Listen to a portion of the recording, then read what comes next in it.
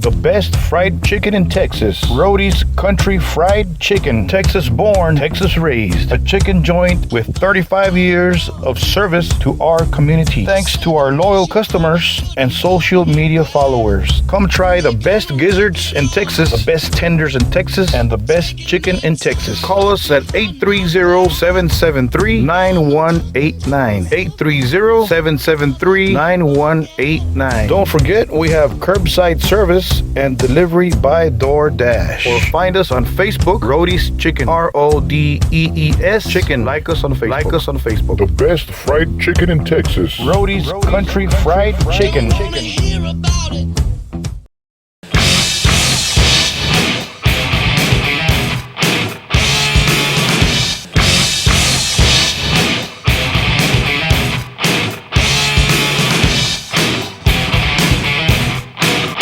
That metal interview. Fellow rockers, fellow headbangers, fellow metalheads, we thank you again for tuning in to That Metal Interview podcast with your host, James, that'd be me, and we truly appreciate your company.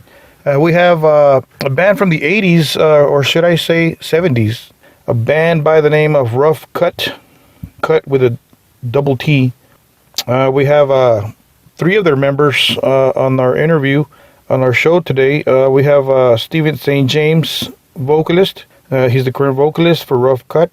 We have guitar great Chris Hager and Dave Alford on the drums. All 3 are in the studio, and they speak to us about ROUGH CUTT, past, present, and they reveal who their heroes are, who their influences are, and all that.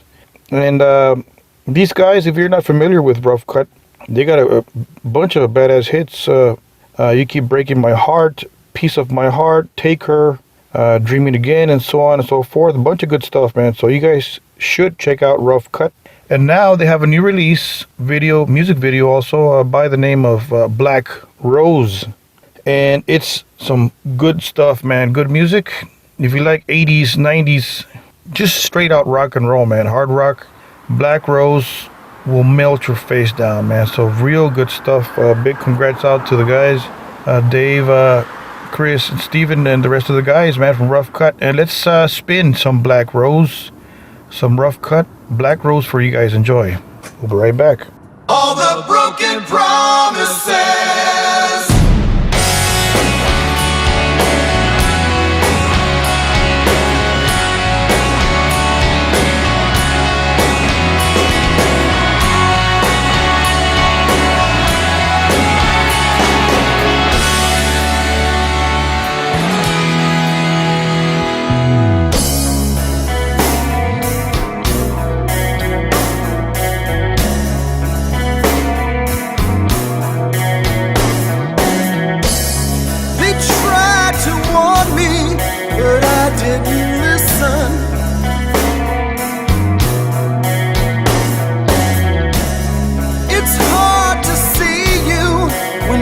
Eyes are glistening.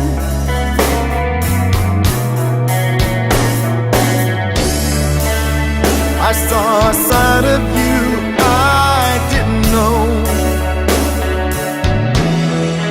All the broken promises, all the dark secrets that you keep, all the falling stars.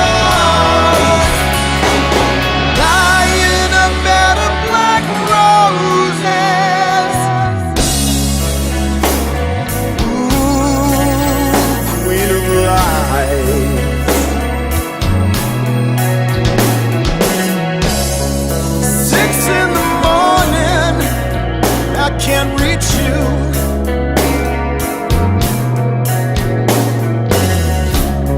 Get up and recover, not something they teach you.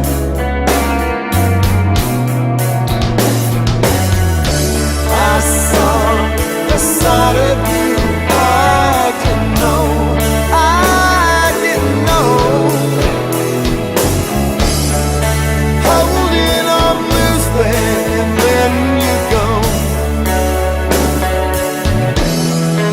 All the broken promises.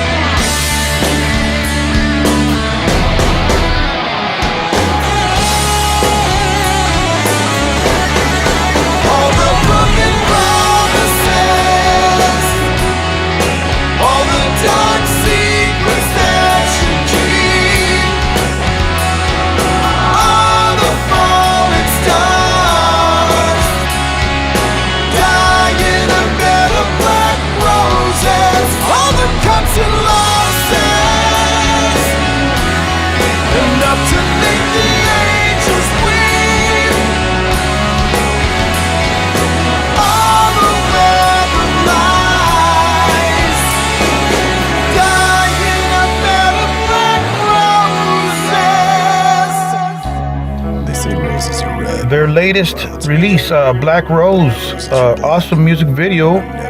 And here's a fun fact here. If you notice, the actress in that video, it is Priya Panda, who also has her own band.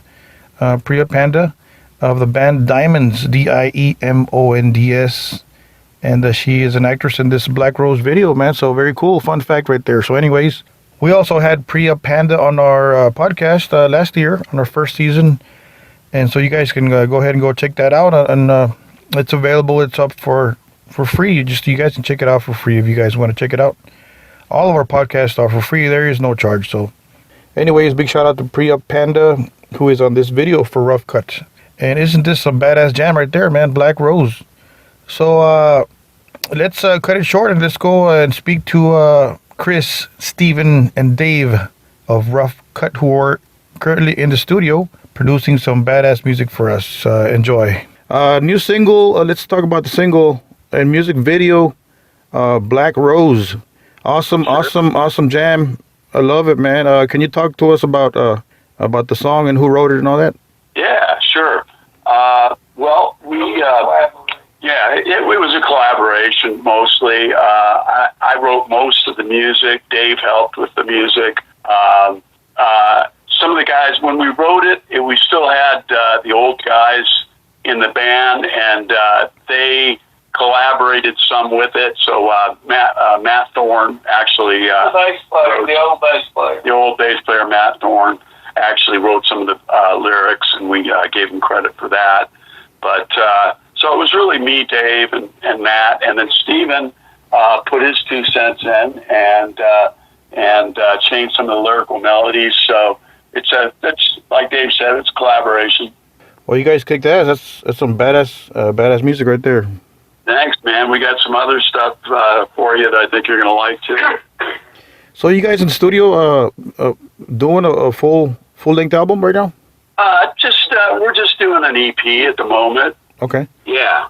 Cool. I saw the video. Is that Priya Panda in the video? The actress? Yeah.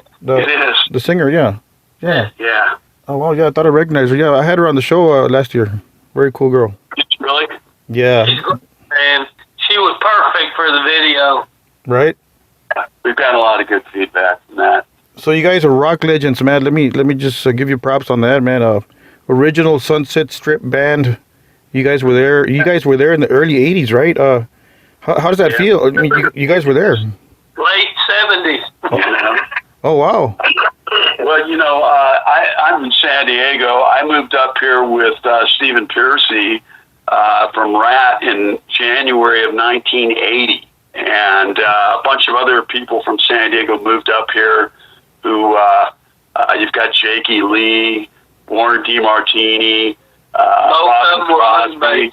Yeah, a lot of people came up here and did something in music during the '80s. So there was this big influx of people from down there, and then we had people like Dave coming in from other parts of the country, and that's what made the whole Sunset Strip phenomenon. We were there from day one, man. Mm-hmm. Wow. So what was it like back then? Who was around that people might know, like Crew or Rat? Well, I mean, you guys were Rat. When we first got here in '80, it was still the new wave thing was still king, Yeah. and we just gotten out of the disco era. Right. And the only real rock band was Van Halen. Of course, they were already huge by then. But you had a couple of bands up But there only like by one record, though. They had come out with their first record. And the scene on the Strip, actually, if you were a band like us, young guys throwing bands together, trying to play the Strip, you want to call it new wave, maybe? Well, yeah, it was a new wave back then. But it was kind of the Cars and... Yeah, it was that skinny tie thing. Yeah, right. Skinny tie thing. So when you got guys like me and Chris that hit the rock hard, and they're like, oh shit. So it was a what do you call it? A trend, and it was a transition. Trend, and like Chris said, we started right at the beginning of it. Yeah. So, Go ahead. What I was going to say is it's interesting because, I had met Chris early on, actually around 1981. But when I started, because I grew up not too far from downtown, not too far from Los Angeles, so I started going up to the Strip, and right around 79, 80, that's when I moved. Right. You had the first iteration of Quiet Riot, which was Snow. And then Snow, which, Snow led to... That's when Randy Rhoads was still in the band. Randy Rhoads, Kevin DeBro, and I think Drew Forsythe was the drummer. I remember seeing them open for a band called Angel, which was kind of... Frank Davino, right. Funky Man. Right? Yeah, Was Shafri? Shafri was in the band, right? Yeah. But what was happening is you were starting to see rock making a comeback. It hadn't developed into a glam metal or this type of heavy metal, or 80s or anything like that. It was just still rock music was making a comeback, and it was kind of exciting. I'll tell you, to add to that is I'll tell you there's one band that was really behind all that started it, and that was Motley Crue. Wow. And they were the first ones to get out there with their hair up a foot above their heads and hairspray. And I saw them at their first show at the Whiskey. They played the Troubadour too. But, I mean, nobody was doing that shit. No, that's right. And they had balls. Yeah. They had balls. And then before you knew it, everybody wanted to look like Motley Crue. Rock and Dave here. Listen, the way you could tell that what did you call it, Stephen? Transitional time of it. The way you could tell that was happening, bro, is I can remember me and Matt, we're at the Troubadour, and we just finished, opening for Motley Crue when we were in Rat. Oh, wow. Okay. Jakey Lee. And anyway, to make the long story short, we're standing around looking at the people, and they started showing up dressed like them. Wearing the fingerless gloves. I mean, they was like packed. Everyone wanted to be Motley Crue. Yeah, everything. And that's what really did it. Well, we all did it, It's like, because that was the thing, and that started a revolution, the likes of which we will never see again. Yeah. Wow. Yeah.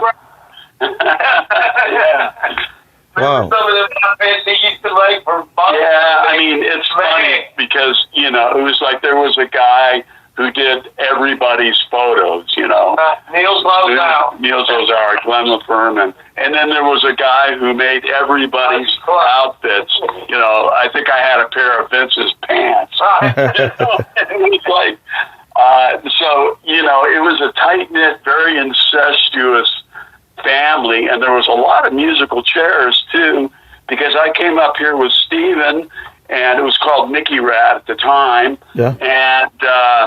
And then what happened is we wound up splitting up musically. We stayed great friends on the side, but before you know it, Dave was in the band with Matt. And Matt was only 17 years old. Yeah. And then before you know it, I'm up with this guy here, Steven St. James, and we started a band called Sarge, and we were killing it at the Troubadour, and I think we would have had a deal. And guitars. We have that iconic photo, and with Metallica was opening for us. Yeah, that's an iconic photo for sure. So there's a lot of musical chairs, and it's very incestuous in many ways. So who was the lineup for Sarge? It was me on guitar, Steven on vocals, and it was Kurt Meyer on drums, and Matt was on bass. Matt Thorne on bass. So Kurt Meyer was in. I don't know if you remember Salty Dog. Yeah. Yeah, he became their drummer, and then Matt obviously joined ROUGH CUTT with me, and went to Motown. and Steven went to Motown. Right. So what?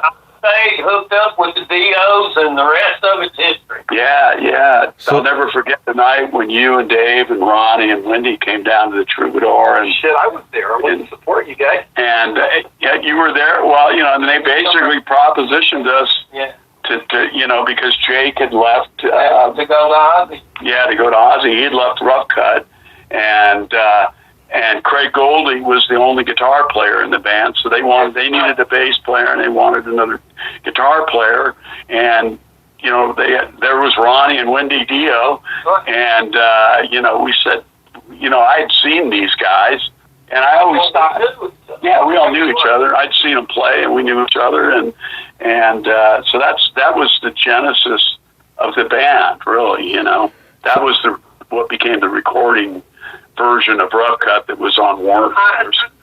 To be honest with you, I'll say it like this: there's probably 50 people that had real shots from the era that we're talking about, and there's probably 10 out of the 50 that actually became huge.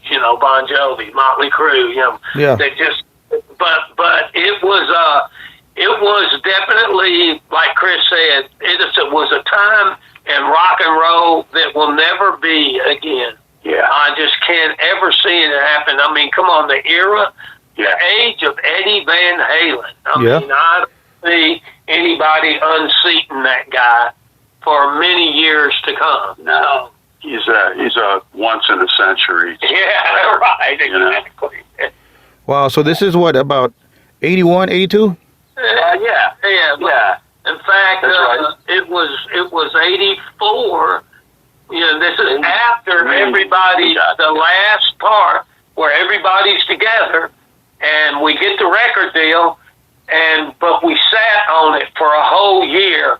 We actually signed in a sense, like we could have came out when Rat and the Quiet Riot and all those bands did, if we would have went straight into the studio when we got signed and did our record. Well, we were waiting. Yeah, we were waiting for Ted Templeman, who signed us. To produce us, and he wanted to do it, but he was so busy with Van Halen and Dave Roth, had gone out by that time, and he was too busy. So we waited almost a year, and that was a mistake. As timing is everything. So we wound up working with great producers, but we missed the window a little bit. Yeah. So that's sort of what happened.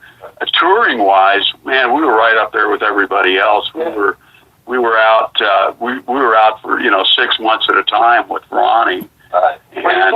Really? We did that one, our first tour. We did the Ballroom Blitz tour with Crocus. Yeah. And we went out there on the bus, and we were going up into Canada, sliding in the snow and doing all that stuff too. And then when we came back, we started working on the next record, but hadn't finished touring with the first record. We came back to be one of the openers at the Forum for our first time with Dio and Dockin, but we were in the middle, okay? And that was, that's the first one, before we even had the record finished. Yeah. Right. Yeah, well, we did a lot of stuff. I mean, we were so lucky that we flew to Europe, for Christ's sake, and played, the Marquee Club and the Reading Festival before we were even signed. And we did Rock Palace before we were signed. We did, that show was with us. And all that is about having a good manager and being in the right place at the right time. For sure. So we had a little of both, Yeah. So how was it working with Ronnie James and Wendy? Right. Yeah. Well, Ronnie was one of the. Everybody knows Ronnie is the quintessential rock vocalist, heavy metal vocalist. Yeah. Oh, yeah. A lot of people don't know is that he was a great producer too. Wow. He was a producer. Yeah, he did. And he's also the nicest guy you want to know. Yeah. And I wish he would have produced us, because I bet that record would have been the same. Yeah, I think it would have too. I think it would have been a lot different. I think it probably would have been, better. But we're still proud of the records we did. And but yeah, working with Ronnie was just a pleasure, because he made you feel special. Yeah. He always made you feel good about yourself. And he didn't get involved that much if he didn't see anything in you. I mean, he was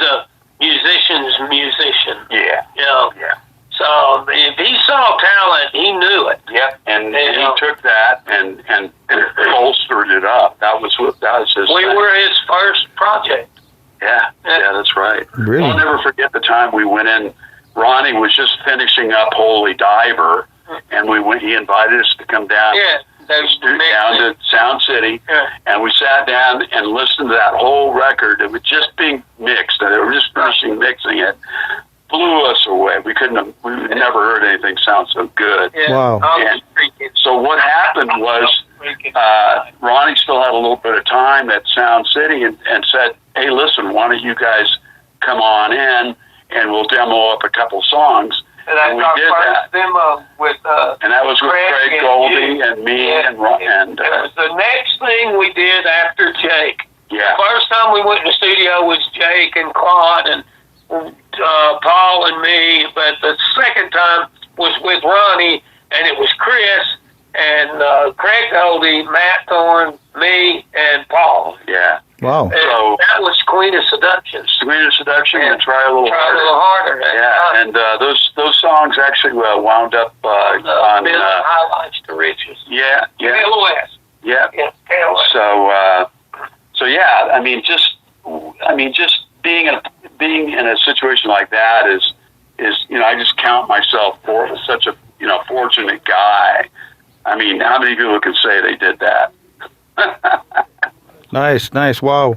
What an honor, man. Just working with all those people. That's just an honor. Wow. It was a real honor. That's exactly. So who are your heroes? All three of you guys. Who do you guys point as your, I don't want to say idols, but, your heroes, I guess, growing up? Heroes, yeah.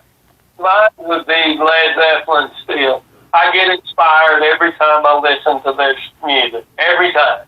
It don't matter what song it is. I listen to it and knowing what I know now and can feel the wizardry of Jimmy Page.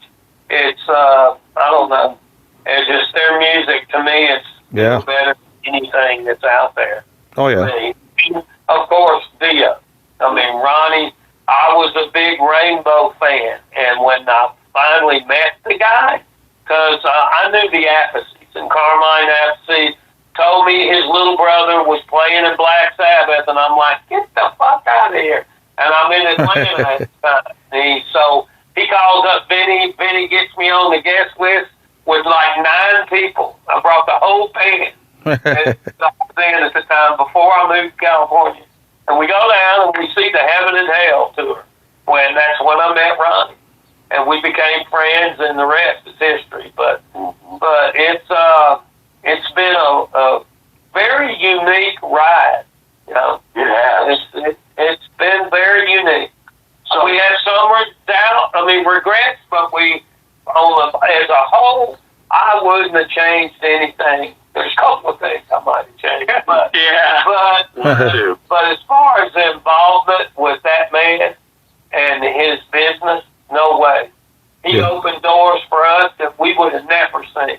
Wow. Absolutely. Awesome. So, some of your influences, too. Yeah, well, for me, my earliest influence was Alice Cooper. Nice. Yep. And that was my first concert, and that just blew me away. And I was also listening to Black Sabbath, Deep Purple, Led Zeppelin, Aerosmith, and all those bands at the time. So those were my earliest influences. But I think if there's one band that I would point to, it would be the Alice Cooper band. See, that's your first taste of the dual guitar thing. Yeah. Because the Alice had 2 lead guitar players. That's right. Yeah. That's a good point. The only other band that did that was Thin Lizzy. Yeah. And those guys were the epitome of everything that our guys were. Yeah. I mean, that's why you can't have 2 of the same type of guitar player in the band and it work. Yeah. You can't do it. It won't work. You can't do that. They have to be able to marry. Complement each other when they're playing, and then you've got this chemistry like Glenn Buxton and Michael Bruce. Yeah, and was the best. And then of course you had Judas Priest. Yeah, they came a little bit later, but big fan, and that's one of the reasons we were so Indicating Tom Allen as our first producer. Most of the Judas Priest albums. Nice. Yeah. For me, because I grew up in inner city, like I said, a place called Carson in Los Angeles. So I didn't even hear really much rock music until I got into high school. My early influences were actually mostly rhythm and blues, soul. So for me, it was singers from Temptations like, Eddie Kendricks and David Ruffin. Marvin Gaye was a huge influence. That's why I like to work on my falsetto singing. And then later, when I got into high school, Paul Rodgers of Bad Company, because he had a great mix of blues, rock, and soul. Yeah. And from Lou Gramm. From Paul Rodgers came somebody like Lou Gramm, a Foreigner. Yeah. Who had that same real nice mix of being a power rock singer, but at the same time having just this great touch for a rhythm blues voice. When you hear songs like Paul Rodgers influenced everybody from David Coverdale to Paul Shortino. So exactly. So those would have been along the lines of my influences. Yeah, and what's cool is that though we sound like nothing like any of those bands, Steve was able to take those influences and turn them into a really cool rock vibe. So it was those influences made you a great rock singer. Yeah, it was a fun transition for me. Well, that's like me. I played 5 instruments and sang and never had a lesson in my life. So it's God's gift, and we're making some good music as we speak.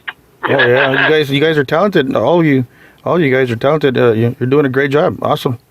Thank you. Man. Thank you. So give us your favorite gig and your worst gig, if you guys can. Favorite gig, man. First time I got to play the Forum. That was my favorite gig. That was the first time I did an arena. Was the fabulous Forum here in Los Angeles, and it was sold out too. Wow! As soon as they threw the light switch, and I could hear that roar of the people, man, I was so ready to get it, and we had such a great show. It was really, really, really phenomenal for me. But I think anybody would say that if it's their first time. I mean, we did some festivals too, but nothing like your first time you walk into an arena and you're going up on the stage. Yeah, when it's your home city, it's like you bow down. Right. So for me, wait. The worst one. Sorry. The worst one was, I hate to say this, and it was fun, but it was the worst also. Remember that place down Santa Ana, not Golden Bear, the Handlebar Saloon. Do you remember that place? That was a really bad gig for me. I mean, sawdust all over the floor and shit. I mean, I don't know. I think you just made me remember it. I think I wanted to forget it. Right. That's mine. Yeah. For me, it was the Spectrum, man, in Atlanta. Sorry. You're right. It's Philadelphia. Yeah. Philadelphia Spectrum. And that was, I don't know, it was just an iconic place that I heard of, and it was just another one of those places that it's like, as a kid, you can't ever picture yourself playing there. And the same goes for the Omni. Right. The same thing is there, really. Well, pretty much every show that we did on the Sacred Heart tour with Ronnie, all of them were arenas. Yeah. And they were, if they weren't sold out before Rough Cut hit the stage, before we finished, they were sold out. Wow. Wow. But a lot of them were already packed, and it was a fun tour, I think. Oh yeah, it was a load of fun. So that was my favorite. I remember some of the antics afterwards were good too, man. That place was just packed with fucking hot chicks, man. I'll tell you. Awesome. And it's just like when you're playing arenas, you just have the keys to the kingdom, man. I've say it. You know? But worst, I'll go with Dave. You know, that place. You made me remember that place. Yeah, it wasn't so great. I don't know. Is that place even still there? Probably not. Yeah, I'm pretty sure. We can bad. I live in Orange County, so I'm pretty sure it's not there. That's why I asked you. Yeah. For me, I think, it's interesting because, when I was at Motown, we did like club tours and stuff. I think we played in front of 25,000 people at a big Los Angeles festival. But honestly, my favorite gig came years and years and years later, and it would have been at the end of, I think, 2019. Chris and I missed the boat working together because, like I said, right when Sarge was about ready to take off, I went to Motown. He ended up in Rough Cut, and, we all did our, records and had our videos on MTV and all that stuff. But we got back together, and at first it wasn't even going to be Rough Cut, but eventually it became, it was like, well, why don't, these guys, why don't we just put it back I together? didn't drive down there for nothing. No, that's right.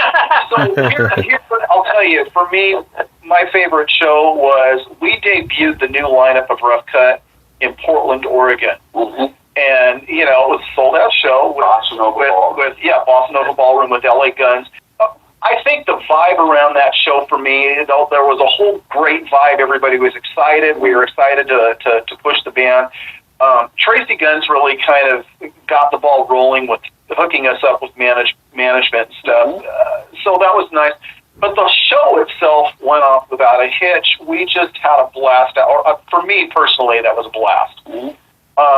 I think my worst show was right before I started Sarge. The band I was in before that we were Sexist, yeah, and it was. I remember that. Yeah, and it was Tom Pittum. If you remember the Pittum brothers, Tom Pittum. He was still he was too young to get into clubs, and he was just all energetic. I had just gotten wisdom teeth pulled out, and they talked me into singing that night. That night? Yeah. How old was you? I think I was about 20, and I was still kind of drugged out. Man. And Tom was just swinging his guitar around, and I just kind of stumbled, and I literally stumbled into the back of his guitar, and I got smacked in the side of the head. Wow. It just started gushing blood out of my mouth on the stage, but, he just freaked out, and we stopped right in the middle of the song. He's, I'm so sorry. It's just like, what are you doing? Keep plugging.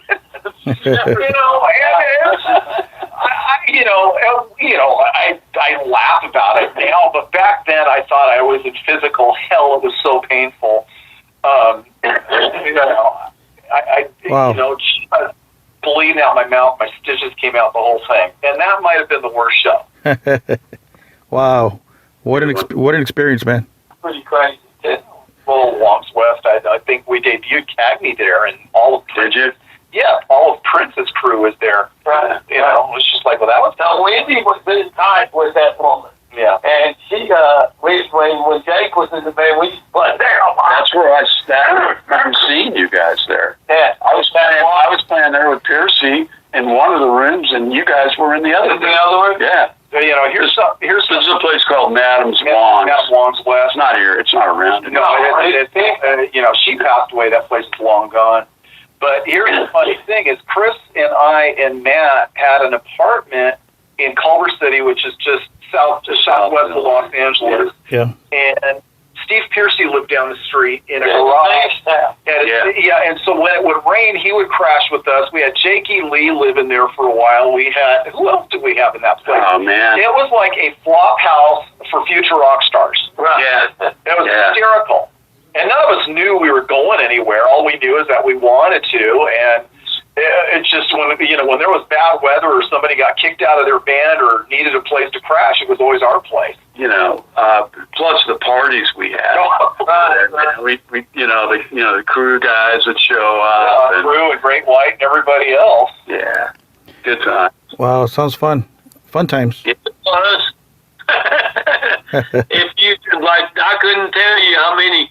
You go to the Rainbow today, I can probably find 20 pictures of me in there with everybody from Sam Kennison to Scotty Ross. Got pictures, me and Matt. So it's so many memories and so many parties.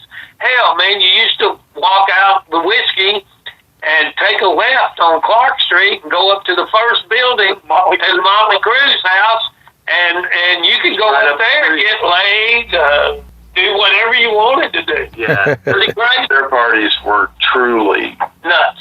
off the hook, yeah. Really? Oh, yeah. Wow, those are fun times, for sure. Are you guys booking shows yet, or planning to, or? It's in the process, as a matter of fact. So I think we have one or two on the books, but we're just getting started, you know. Summer shows. Yeah, listen, even early fall. Nice. Looking forward to that, for sure. So, out here, some of the places are still shut down. Right. Portland just shut down again this weekend. The whole state, she closed gyms, she closed restaurants already again. And I don't think it has nothing to do with the pandemic. It's the damn riot. oh, okay. So it's not safe. They're shutting everything down. Yeah, It's crazy up there. Jim Wow. said, forget about Bossa Nova Ballroom for right now because Portland's a mess. Wow. Yeah. Yeah.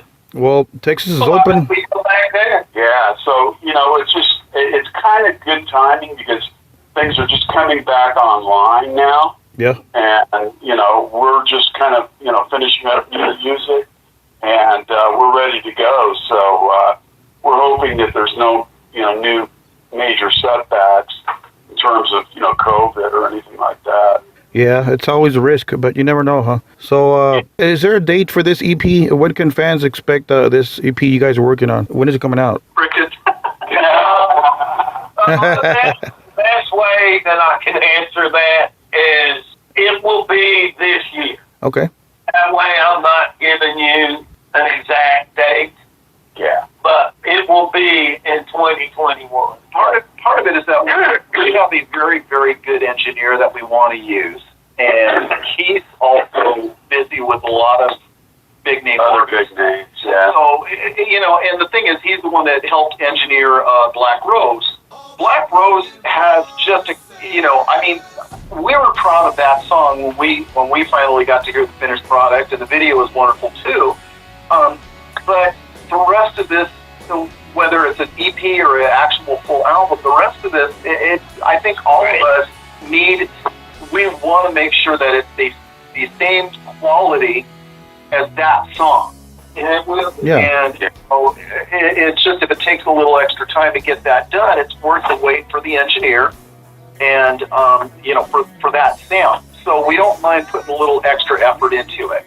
Yeah. And look, James, you've probably heard a lot of people that put out music, Yeah. and you listen to it, and it's like, well, it's pretty good, Yeah. but It's okay. we don't want to do pretty good. It was funny because one of the songs that, we were sitting here writing, I wrote 3 versions of the song, and the first version, I remember Chris and I are sitting there listening to the song, and I looked at him, I go, that's pretty good. And he looked at me and he goes, just pretty good? Yeah. And I laughed. I said, you know what? I said, point taken. Let me write another version. Because we liked the tune, we just knew that it needed a little, it just needed that push over the top. Yeah. So, I came in with 2 other versions of that song, and that was one of the things that I think really helped me in this band, is that these guys know that I won't just write one version of a song. I'll come in with 2 or 3 different, lyrics and melody, a hook or whatever, and just say, well, what about this? Or what about this? Or what about this? And sometimes it's not even just one single edit of the song. We might take the best from this part and the best from that part and say, why don't we fuse these ones together? Yeah, Steve's real flexible, man. It's really great. I mean, we work really well together, and we all have our common goal is, if it ain't a hit, it ain't shit. So we want every song to be a hit song material. By the way, I carried that motto into the band. Anyway, it's the difference in being unlimited. Yeah. Our old singer, Paul, great singer, but one of the best singers I've ever heard. But Yeah. limited, as to what he could do. Our new singer, he's got more body in his voice. and he can go false or hard or low. And he's got different avenues within a larger, what can I say, spectrum of tones that he can use. Because I work Flexibility. Oh yeah, he's way more flexible. Yeah. Yeah, I mean, so that's you know, that we want you to fall in love with every song that we write. Awesome. That's what we're going for. And if it takes a little bit of extra time to do that, you know, we're okay with that. But we will get it out this year. But I will tell you this: you can look forward to hearing some other singles come out sometime in the not too distant future. So we're not going to wait necessarily till the end of the year. So we'll be releasing some stuff. You know, I want to keep people happy, and we will be coming to your town to play. Well, you guys are doing a good job. That Black Rose Jam is just awesome. It's real catchy, and you know, it's badass rock and roll to us fans. You know, awesome. I appreciate that, man. The last time I looked, we were over 500,000 views. Really? Wow. Yeah. We just on Facebook, we broke 500,000 views yesterday. We were really thrilled about that. Yeah. And we're thinking another 2 weeks we'll probably be at 1 million. At least. For sure. Oh, for sure. Going the way it's going. So, yeah. Awesome. Congrats, guys, on that. You guys deserve it, and you know, you guys are badass. Thanks, James. Would you guys like to send a message to your fans listening to this podcast? Absolutely. Go to YouTube and subscribe. Yeah. just all you have to do is type in Rough Cut and Black Rose in your browser, and it'll take you right to the song, or you can hit it off our page, which is just Rough Cut. If you're in Facebook, you just type in Rough Cut, and you'll see our page. So, but we just like to say that we're real stoked to be writing new music for you guys again, and we can't wait to see you out there on the road. Awesome. Thank you, guys. Thank you for making time and chatting with us. You know, appreciate that. Wish you guys the best, and you guys are doing great. And thanks for bringing on some good music, good rock. You know. Yeah. Hey, Thanks for having us. Thank you. And so we thank the guys from Rough Cut, man. What a conversation. What a bunch of great guys, man. Down to earth guys, rock stars for sure, man. So go ahead and support Rough Cut. Find them online on their socials. Follow them, this and that. Support Black Rose. Stream it, download it, and the rest of their awesome material. And let's be on the lookout for some newer Rough Cut. Thank you to the guys one more time, and thank you to their management. And also, hopefully we'll see you guys on the road soon, man. So shows are starting to come back around. So hopefully we'll see some Rough Cut in our neck of the woods and your neck of the woods. So let's keep rocking and let's keep being metalheads. So don't forget to keep it metal.